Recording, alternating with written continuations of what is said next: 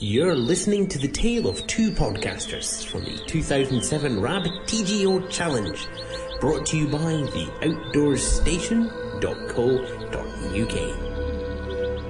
This podcast is just one of a special series produced from a wealth of recordings made in May 2007 by two backpackers, Andy Howell and me, Bob Cartwright, as we made our way via two different routes from the west to the east coast of Scotland as part of the 2007 RAB TGO Challenge. Here at RAB, we're pleased to be involved in the TGO Challenge, which is the perfect testing ground for our clothing and sleeping bags. RAB has a Scottish heritage and over 25 years' experience of making gear that performs in the varied weather of the Highlands, as well as gear for the highest peaks in the Himalaya.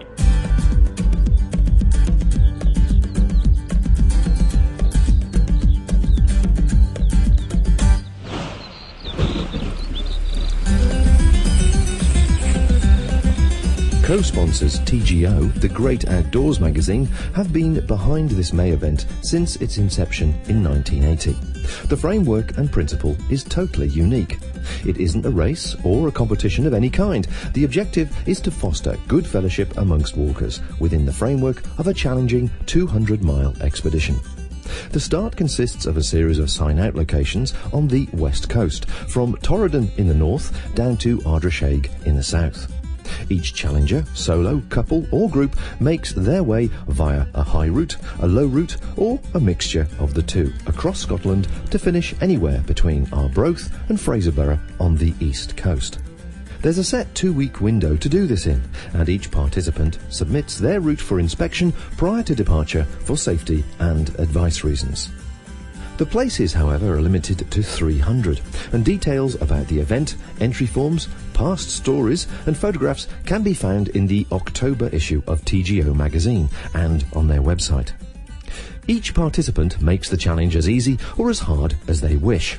The extremes can be a remote high route, crossing wild country and not seeing another soul for days on end. Or a route which takes in the many social events, perhaps not camping at all and just using established accommodation all the way.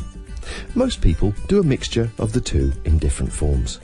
This year I started with my wife Rose in the beautiful village of Plockton, and Andy Howell with his partner Kate started from Strathcarron. We both carried recorders with us to capture our audio diaries and conversations which took place with other walkers as well as locals as we made our way to the east coast. Yes, this is the tale and adventures of two podcasters.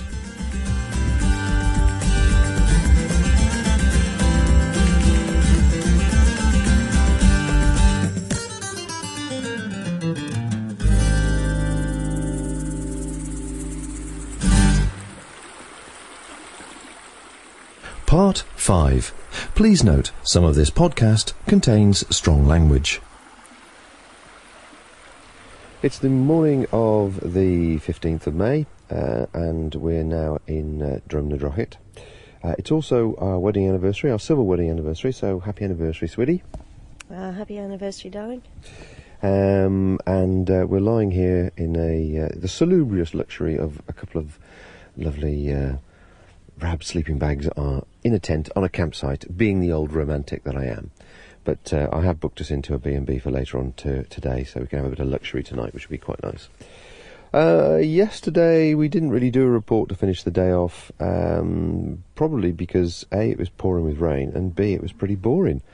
We did the report from the ford by the waterfalls there, which was... the weather was on our side for most of it, and then it suddenly turned cold again and had started this sort of on-off drizzle where you're continually changing your clothes, thinking, is it going to get really wet or is it going to be sort of just changeable? In the end, we just gave up and just kept going. Thankfully, the cold wind was behind us, and we managed just to keep our heads down and get going.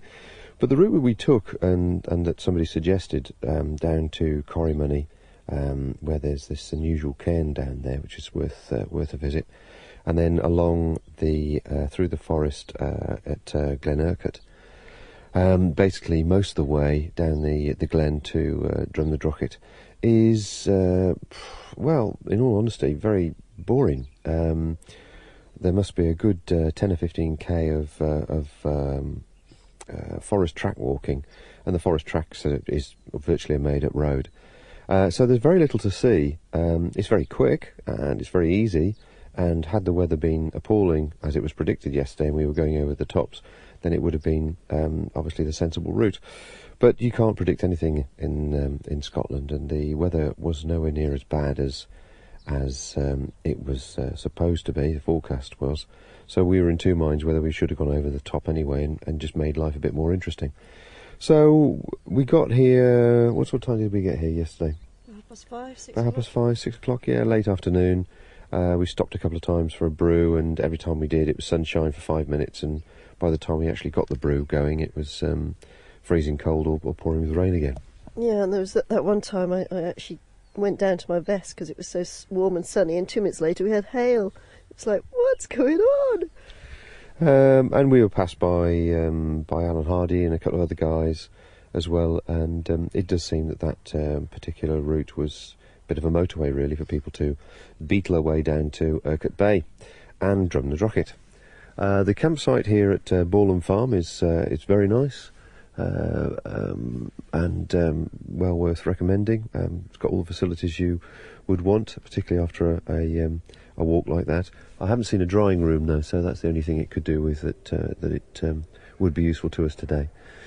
Having said that, hopefully we'll get to the B&B and we're going to dry whatever wet bits out that we've got. But at the moment the sun was up a few minutes ago, but it's just been replaced by grey cloud again, so I think it might be a bit changeable today. So we're going to have a day off today, have a rest, perhaps catch up with some people, some challengers as they come through, and meet them in the pub or whatever else and have a chat with them and see how everybody else has got on.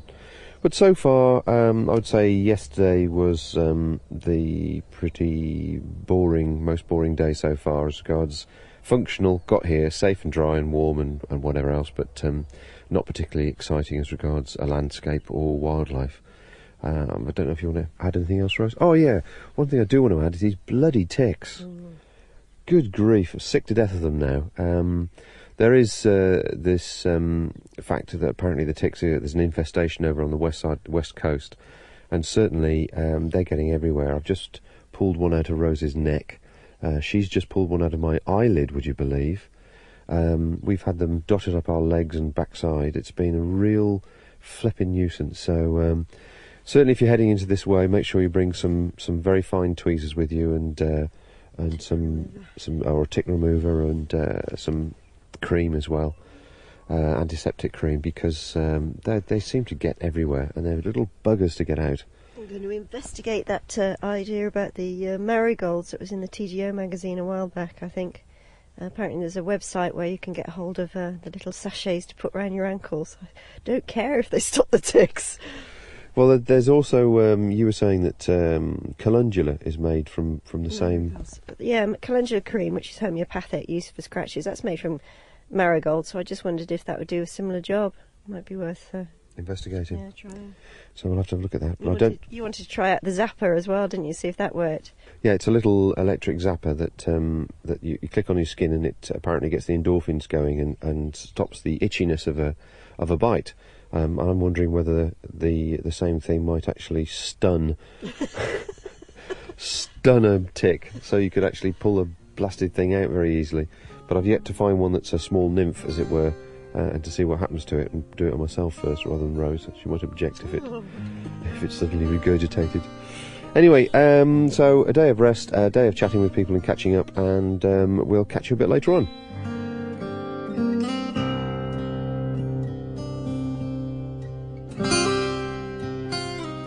Well, after the rain of last night, we've woken up to a very, very crisp and beautiful morning.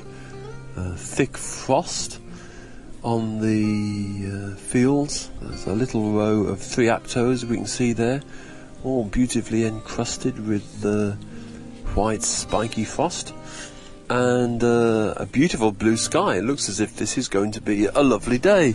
It just shows you how Scotland can change. You know, you go to bed one night a bit of tired, actually quite knackered after the clamber over the pass, and you wake up this morning, beautiful fresh crisp day, and you feel, well, ready to roll again. Yeah, that's right, Andy. A good night's sleep, and I'm feeling much, much more cheerful. And it's just magical to open the tent this morning and see this beautiful, beautiful day with this bright, clear sunshine and the frost on the grass, and altogether just feeling much, much more optimistic and cheerful and looking forward to the day ahead. So we're going to have a reasonably gentle morning. Probably start off in an hour's time, about 8 o'clock, and stroll down to Lagan, to the pub there, have real food, which is very exciting, and then a short tootle in the afternoon down to the Glentroom campsite. So a kind of gentle day today.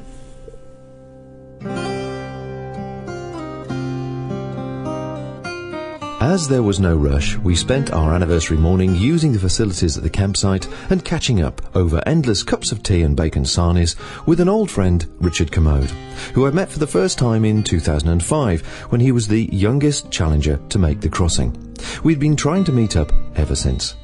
So on this particular day, he'd taken the day off and driven his office up to meet us at the campsite.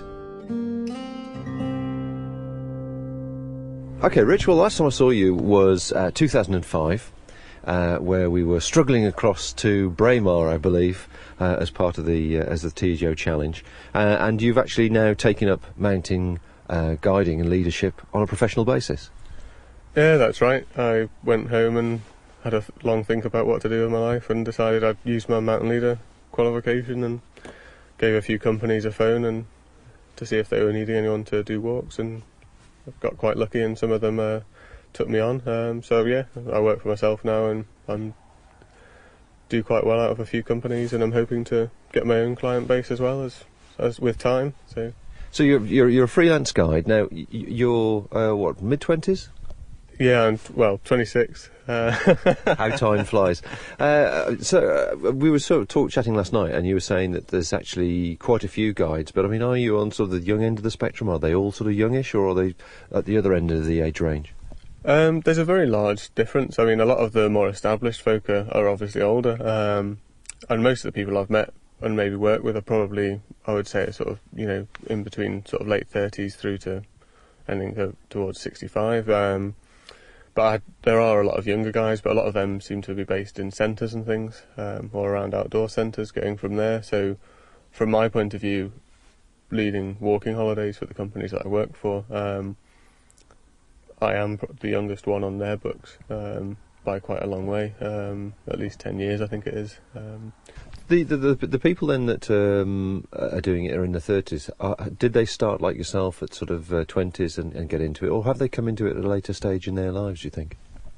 Well, certainly one of the guys I think I met quite early on in the game, he said, "How did you come up with this idea? It took me ages to come up with this as a way of life." And I don't know if I can make a living at it or not, but I'm giving it a good go, and certainly some of them seem to have set off and started doing it sort of, after having done another job for 10 or 20 years, it seems, and turned their passion into their work, as it were. So, when we were walking together in 2005, you were living in Scotland, living in Edinburgh, I believe, and you'd class yourself, like the rest of us, really as an enthusiast in the hills and getting out and so on.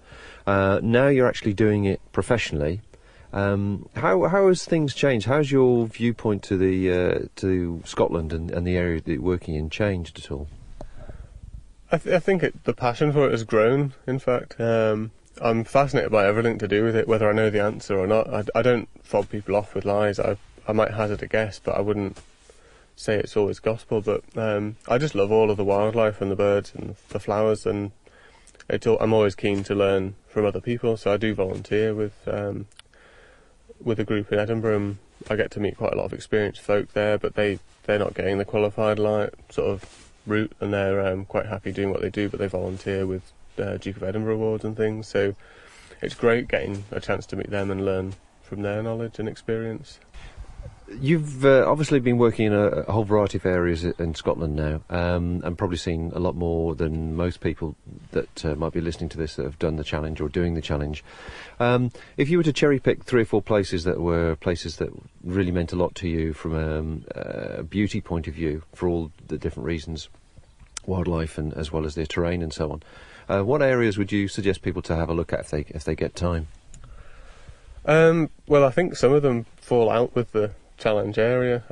I love the area from Torridon all the way up the northwest coast. I think the landscape is absolutely stunning. The mountains are rugged and wild, and yes, there are ticks, but some of the views are incredible, and even on a cloudy day they're just great fun to be on, and generally a little bit more difficult than walking. There's often a little bit more scrambling involved up there because there's a lot of rock, such as the geology up there. Some of them you're basically walking up the angle of the bedrock, and when the vegetation goes, you're just walking up a slab of rock. And on a dry day it's nice, but on a wet day it can be dangerous. But there's it's just wonderful scenery, and just as you drive round every corner there's something new. There's lochs, there's a lot of wildlife up there as well when you stop to have a look for it. And I just think it's probably one of the best parts of certainly Britain and the world that I've explored so far anyway.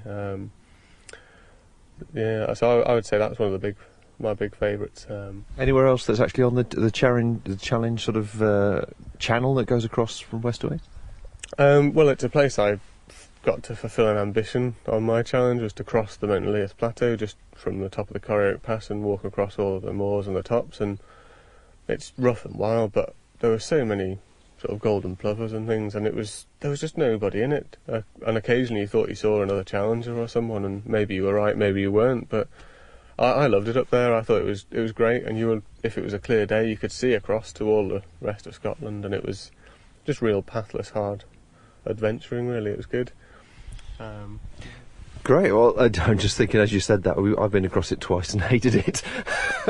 So it's just interesting how we all view these things differently.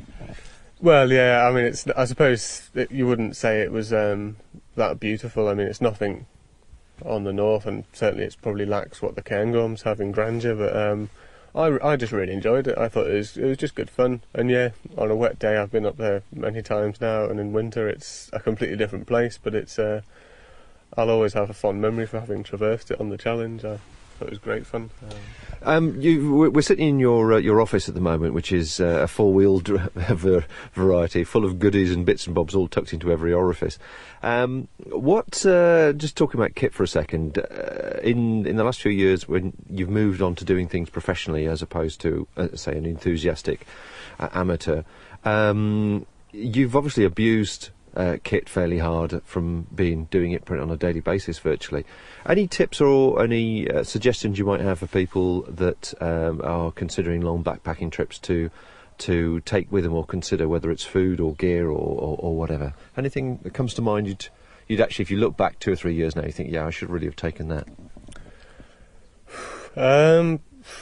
Where do you start? I have my fix-it pouch, which sounds, everyone has their own little tools, don't they? And all I have in that is duct tape, cling film, and a tent peg with that's sawn off. And it's hard to think of any use for them now, but I wouldn't leave home without them, because you can fix just about anything with duct tape and cling film, and also it's a great bit of first aid kit. So I would always take them. And yeah, certainly the cling film's one I would never have even thought of in a million years. A couple of years ago, and I carry it now just as part of my first aid, and this pouch of extras, that has like a decent knife, because I got bored of my penknife because it just kept getting blunt, so I bought a fancier climbing knife and can just hack through most things. I mean, if it can hack through a bit of climbing rope, it's got to be pretty good, eh? Well, what about any sort of clothing, any items that you've really abused and grown to love? I still love my Montane wind shirt from the challenge, and it's getting very close to death now, and I use it a lot. I mean, you just put it over your base layer, and then that's you for most weather. But when you're out with a group, you tend to wear a little bit more anyway, so that's slightly different, because you're not going at your natural stride. So certainly, yeah, from trying them out on the challenge, I suppose my Montane wind shirt and a buff, I don't leave home without them. They are just such functional bits of kit. You can always find a use for them. We were talking about earlier on, and you were showing us some of the isotonic drinks and so on now, which you hadn't, or don't remember you using before. You find they're good for muscle fatigue? I find them great. I mean, it's one of the big challenges, I think, is staying hydrated, especially on long walks. I mean, a lot of folk have rest days on the challenge, and that was the big shock to me, is that I did have a rest day when I did the challenge, and I hadn't really planned one, and I don't know why I hadn't planned one. But I had one in the end, and it was a great chance to just recoup, as it were. And certainly I use sort of these things, go bars and go drinks and things, and I find them very good, because if you have one, and you have to complement it by having the water as well, I think. But it's a good way of getting on a bit of carbohydrates, a bit of energy, and certainly there are ones that are based on recovery, which you have as soon as you're finished sort of walking. So, fire your tent up and then you drink that and then get the brew on for afterwards, and I find it really just takes a lot of fatigue out. It gets a lot of the muscle glycogen back into the body, and I certainly feel fresher for it. It may not be everyone's cup of tea, but I've certainly, when I've been in the really busy periods where you're maybe walking sort of for 20 days or something non-stop, it's I think without that I would certainly feel fatigued myself a lot more. Well, it's 2007 now, and you have completed one challenge. Are you tempted to come back? Last question, are you tempted to come back and give it another go? Yeah, I'll definitely be back at some point.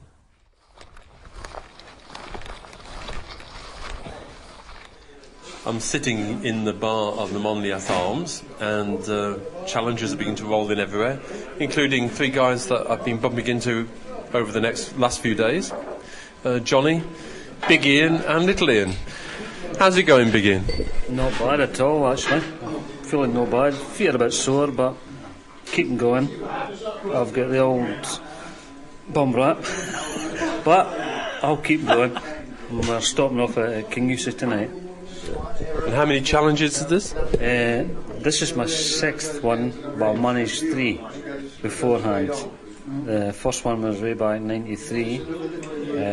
We tried one 2 years ago, failed. We tried one a good 2 years before that and failed, so hopefully we're going to do this one. Now, when we met you climbing up over Raids Road to get down to Fort Augustus, you got a load of walkie-talkies, which was a bit surprising. And there's an interesting story behind that. Right. 2 years ago, my son went walkies. Instead of stopping where he should have been, he'd carried straight on. And by the time we got down there, he had disappeared. And we weren't too sure if we had carried on back up the track or carried straight on. So we waited a wee while, still no sign of him. By this time it was a bit late. So we stopped, we decided to pitch up, thinking he might come back up, he might come back down. Got up in the morning, no sign of him. So Johnny and I decided, right, we'll continue on the track we should have been, to see if he's maybe continued on the track. We got back up to the Beelach, no sign of him. Right, we'll carry on to Monagh Lodge, still no sign of him. And the tours were actually done in. So we get down into Monagh Lodge, and out comes the stalker's son. Are you looking for the lad that's walked out at Strathconan? Strathconan? I'm not too sure. His name's Ian. I went, Ian Gillies, that's his name. He's okay, he's managed to get a lift down, he's going to get a lift down to Drumnadrochit. So, hence, this year, we've got 3 walkie-talkies and we're keeping in touch. So young Ian, how did that happen? No matters. Basically no matters, just walking ahead, too far ahead. See, it's youth, that's what it is, they're too old. I'm just young and fit. So you're lost in the mountain with no map, so what did you do next? I just had to carry on, and I came to a point, it was getting quite dark, so I had to pitch the tent. So the next morning I got up, just packed everything, just headed toward the farm. So it was 7 o'clock in the morning, tapping on the door, and I woke the woman up and to give me something to eat and that, and explained everything. She just ran me down there and I just phoned in. So did you finish that year, or did you get back on track? No. So hence the walkie-talkies. So he's not letting you off the leash. I mean, there are some things you can do to get away from your old mum, and that sounds a bit drastic. We're going to get a leash this year, wasn't it? Or a balloon. We're going to get helium balloons attached with these rocks, right? Well, look, have a good night in Kingoosey, and where are you going after that? We're heading up to Cairngorm Footbridge. We'll be camped up there and then over in Larrigrew to Braemar. We're going to have a rest day in Braemar and then up over Loch Callata, hopefully Loch Nagar, down into Shunamark, Tarside, Esdale and right home. We'll all meet up again in Braemar, I'm sure. Thanks for that. No problem. The challenge, as you'll gather, is made up from a wide selection of the outdoor community. People of all ages and backgrounds sharing a common bond and goal forges friendships in 2 weeks which are very strong. 12 months later, you simply pick up from where you left off the previous year, or years. Characters and humour abound by the bucket load on the challenge. And these next two special characters, Lee and Tony, I had arranged to meet later in week 2. However, Andy caught up with them first, and it perhaps gives you an idea of the type of companionship that was in store for me. Well, I've now got with me Lee and Tony, and you've got the benefit of walking with Bob later in the challenge. I'm afraid I have, yes. Who's that? Yeah. Bob who? You wouldn't want to know him. Oh. No, I know a Bob. I met a Bob. Is it Bob Cartwright? Yeah, that's Bob Cartwright. Oh, Bob Cartwright. Yeah. I've been on his website. You bought some gear? Yeah, I bought a load of gear, all his gear, all this lightweight stuff. I'm 2 days behind, it's terrible, the worst stuff I've ever bought. It's awkward to put up and nothing works. It don't last 5 minutes. It's terrible, so absolutely. You should have come to Lee Wells. Yeah. Backpacking heavy. Yeah. A lot longer, yeah. I mean, that can't. This lightweight stuff doesn't last 10 minutes, does it? No. I mean, you go through a field of heather and it's all ripped to shreds. I know, yeah. And this tarp he's trying to sell. I bought a tarp off him. Bloody hell, I've been soaked through, all my gear's wet and all that. It's terrible. I'm not looking forward to seeing him because I think he's going to be in a tarp and overnight he'll be covered in midge bites and ticks. I tell you, I've seen this tarp. It's not much bigger than a handkerchief. I know, it's terrible. If I see that Bob Cartwright, I'm going to kill him. I will. I'll kill him. Keep away from Tony, Bob. Yeah. All this gear, he keeps saying it's brilliant stuff and all that. It's crap. The only thing decent about it are the jelly babies you get when you order. Yeah, I totally agree with that. Yeah, they last a lot longer than his equipment. Yeah, I'll put the jelly babies in my custard. That's what they're useful for, just putting in my custard, things like that. But, wait till I see him. Well, no doubt you'll bump into him in a few days. Yeah, tell him, my name's Tony Bowe. Tell him I'm looking out for him. Yeah, and I shall miss you, Bob. I'm going the opposite ways. Cheers, lads.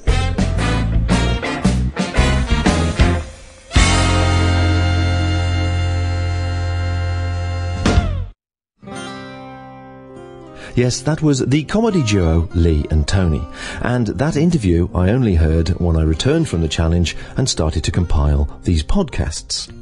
Thanks, lads. The following morning, Laurence Selleck, the owner of the B&B Morlich, where we were staying, insisted on running us the short way to the ferry so we could properly finish our breakfast. On the way, we chatted about what it was like to have a B&B in the Drumnadrochit area. About 3.5 years now. And what made you choose Drumnadrochit? Location, because it's a beautiful place. Good tourist trade, just a total change of life from where we were in Essex. So you were, you say you worked for BT in Essex? I did, yes. I was BT for 19 years, and then I worked for the MOD on our Ministry of Defence range, and total change of life, came up here.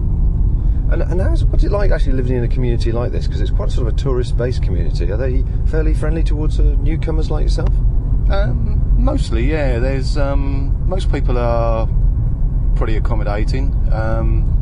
There is the element of business, and you'll always get people who want to perhaps take your business, and because they're frightened you're taking their business. That sort of thing. But on the whole, no, most people are okay. I would have thought with a sort of business like your own that people would gather together and share it, because I presume there's plenty of tourists to go around, surely. Well, that's probably a good half of the people's impression. It's mainly the people who are in the outlying areas, who are not on the main road, who are sort of jealous perhaps of the people on the green and on the main road who do get regular trade. Once you're out in the sticks off the main road, they have to rely on a tourist board and things like that, and they do get a bit envious of your position on the green. As regards your family life and change of lifestyle, it's obviously been a great improvement for you as a family. Oh yeah. My son's far happier at school. He can go out. It's a safe environment. There's no real danger of anybody perhaps doing something they shouldn't do to what happens to children. It's just a lovely environment. Very, very safe. Very fresh. He used to get asthma in Essex, but he doesn't do here because the area is just so clean. So, as regards your long-term plans, I presume you'll stay here until your youngsters sort of high school. What are you going to do after that? Are you going to keep going with a bed and breakfast? Yeah, I think so. Yeah, it's a good way of life. You get to meet loads of interesting people from all over the world.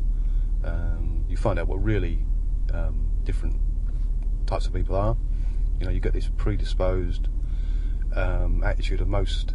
Well, not most, but some English, that the French don't like us and the Germans are somewhat arrogant. But when you meet them, they're not. 99.9% of people are fine. You know, it's a wonderful lifestyle. Do you wish you'd done it several years ago then? Yeah, I do. Definitely. Definitely wished I'd done it about 30 years ago. Yeah. So, yeah, definitely. Well, it's the morning of Wednesday the 16th. We had a day of rest for our anniversary yesterday in Drumnadrochit, and we're now down at Temple Pier, waiting for Gordon and I presume several other challengers to arrive to take the ferry across to the other side of Loch Ness. The weather forecast isn't good, but there again, it hasn't really been good since we started. But apparently it's going to come in with some heavy rain this afternoon, which is not what we're looking forward to. But at the moment it's a fresh morning, a good chill to the air, relatively clear. There's some shadows on the ground, so there must be some sun from somewhere, and looking fairly bright. What time is it? It's almost 8 o'clock, so we're just in time for the Ferryman. But like most things in Scotland, there seems to be a certain flexibility on the time. And how are you feeling this morning after your day of rest, Rosie? Oh, fine, actually. Except pick up the pack, having had a day's rest, and it feels quite heavy again because we picked up a food parcel, so all stocked up again with food and anniversary cards which were waiting for us, which was nice. Yeah, I had a lovely meal last night at Fiddler's, and lovely bunch of flowers, which unfortunately I can't bring with me, so I left with the B&B. But yes, lovely day. Yeah, it was nice restful day, and as Rose says, nice meal last night at the Fiddler's, which is a good point of reference for people in the centre of Drumnadrochit. Drumnadrochit's a strange little place. It's got all the potential to be a real hotspot tourist place, but there's obviously a fair amount of objection locally between the people that live there and want to keep it a village. So it could be more than it is. I was expecting more chintzy little shops and things to while away the time for yesterday. In actual fact, there was very, very little. A couple of small shops and a chippy and a pub, and that was about it, wasn't it? Yeah, a little local shop. That was very small. The big sort of tourist hotel where the coaches came in with the Americans, and the Loch Ness shops with stuffed Loch Nesses. Yes, yeah, anything to do with Loch Ness and a monster and a bit of tartan seemed to be the priority of the day. So we're just waiting for Gordon to arrive, and we'll set off across the loch, and if I can I'll try and have a word with him and see if he's ever seen the Loch Ness monster.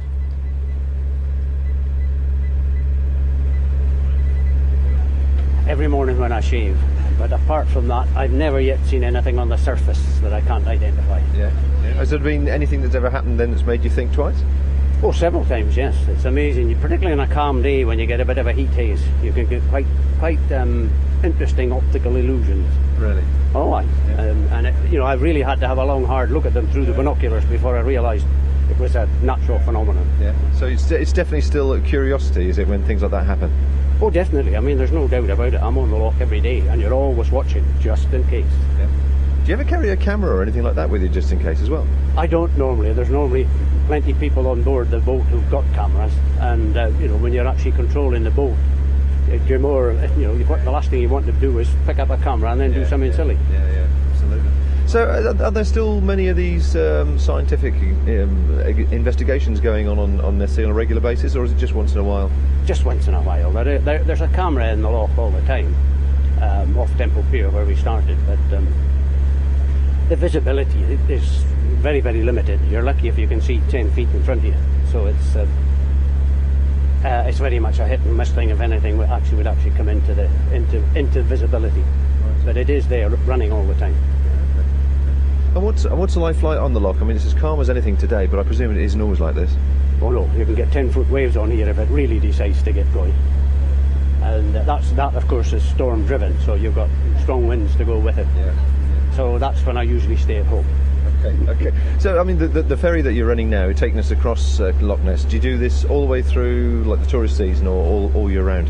No. This is just specifically aimed at the TGO. Oh, okay. Yeah. Oh, I didn't realise that. So, what do you do for the rest of the year then? I run cruises, hourly cruises on the Loch, but I start at Temple Pier, go out onto the Loch, out to the deep bit, look at Arthur Castle, then back to the same bit, back to the village. So it's basically an hour cruise on the Loch. And generally, obviously it's the tourists that you get. What sort of comments do you get from people when they come and have a look at the Loch Ness? Are they surprised at the size of it? Many of them are, yes. They just didn't realise it's 23 miles long, it's 750 feet deep, and it's got more water in it than England and Wales altogether, so it's quite a body of water. And is there much in the way of water sports? Do people use it for a whole variety of things, or is it kept to a minimum, the jet boats and all that sort of thing? The Loch itself has its own natural defences. It's a very rocky, steep, hostile shore. The water is always cold, so people tend to go elsewhere to do their water sports. So, to some extent, it's a forbidding loch, so we don't need to do much control. It does it itself naturally. Yeah. And I can just feel we've just hit the deep water now, haven't we? Not at the moment. We're just actually going into Arthur Castle to pick up one more TGO Challenger. Then we head across the deep bit. I'd heard somebody was saying that you've been having problems picking up people here. Had there been some sort of land issues or something? Well, the Scottish Historic Scotland actually control the castle, and they have been in the past difficult trying to charge people for getting down to the jetty. But this year I went and spoke to the manager, and I got a lot more cooperation. Yes. So have you been picking up TGO challenges for many years? I think it must be at least 20, and originally I did it with a wee 17-foot-6 Sheltie with a 50-horse Merc on it, which could take 4 passengers plus their heavy bags, and on a Force 5 Force 6 going across here, it used to be interesting. And what's the best time of year in your opinion to actually visit Loch Ness if you were coming for the sheer power and the beauty of the place? I would say end of April through May, because everything's beginning to waken up. All the greens are there. You get a morning like we have this morning. It's crisp, it's clear, and for me it's just everything's waking up. The birds are singing. The whole place is just becoming vibrant and alive again. I mean, your family's obviously lived in the area for a long time. What's it actually like to live in such a spot like this? Oh yeah, I'm fourth generation here. I was born and raised beside Loch Ness, literally within probably 40 feet of it. It's reasonably tranquil. It's a bit hectic in the summertime but it's here. But give me up here any day. I've been to many parts of the world, and quite frankly, going south of the border where all these millions are is not my cup of tea.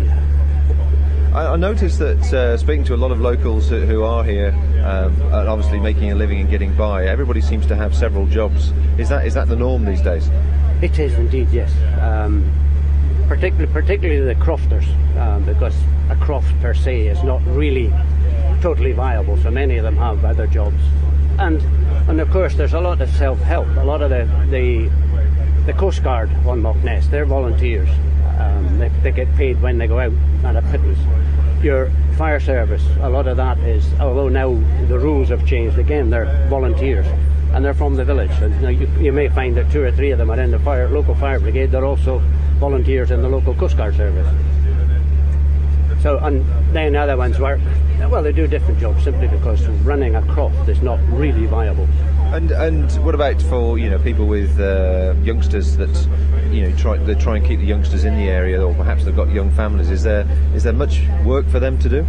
Some of the ones, if they get trained, particularly in the electrical and that sort of side, they can work offshore. So they might be 2 on, 2 off, but at least it keeps them and gives them a good living, in fact. But otherwise, I presume it's Inverness is the main employment area, is it? It is indeed, yes. And of course, a lot of that's the service industry. But some of the things they do around here, there's Forestry Commission, though the jobs in that are now few and far between. A lot of it's all subcontracted out. But the locals do that, planting, felling, etc. And hydroelectric, of course, the maintenance of the lines and the routes. So there are some, but again, mostly service industry.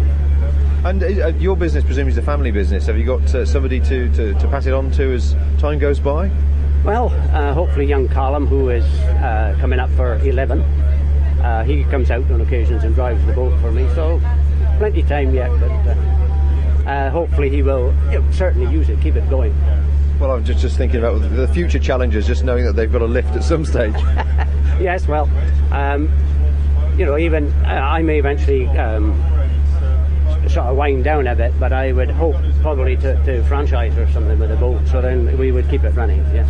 I presume in that case then it's all licensed, is it, and that sort of thing, to the number of boats that can do this sort of thing on Nessie?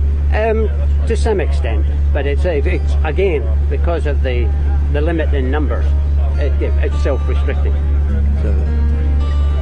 Excellent. Well, thanks very indeed for your time, and thanks for a nice, safe crossing. It looks a beautiful morning, and I'm looking forward to carrying on our trip. Thanks again. Okay, that's a pleasure. And just to let you know, as you can see there, we're in 151 metres of water already. Yeah.